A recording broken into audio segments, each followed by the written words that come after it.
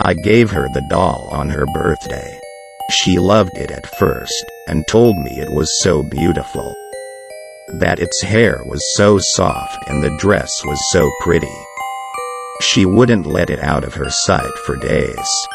Through the daylight hours she set it on the table, so she could see it while cleaning the house, and at nighttime it sat next to the bed, watching us sleep with big blue unmoving eyes. But my daughter's love for the doll soon changed. Soon I noticed something was bothering her. I asked, of course, but she wouldn't tell me at first. Said she was just being silly. I could notice that day after day she became more reserved towards me until I couldn't take it anymore. I pressed her, told her she would tell me what was going on right now or I would drag her to a doctor. She finally broke and crying, the words came spilling out. She then told me it was the doll.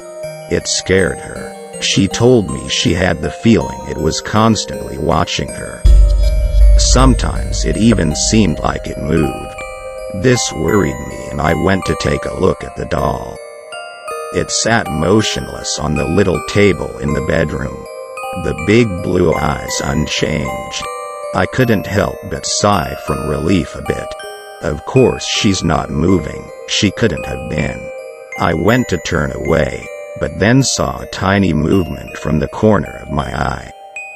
I turned back to the doll, picking it up from the table. I held my face close to the doll's, staring into the eyes. Something was moving. I tried to concentrate, tried to look closer. Yes, there it definitely was movement. But not from the eye itself, it was behind the eye. Before I could register this, the eye burst and out of it spilled at least 10 wriggling maggots. I dropped the doll in shock, backing away instinctively. My daughter yelled from the other room, asking me what was going on. I yelled back at her not to worry. I picked up the doll again, using a tissue to wipe away the maggots. Inside I saw more, pressing against the skin and plastic outer layer. So soon already. I had hoped she would have lasted longer. I will have to get a new one for her, maybe keep it alive at first. That way it'll last longer for sure. While I throw away the old doll, I think about how my daughter always says she loves the thick blonde curls of little Katie down the block. Doesn't she also have blue eyes?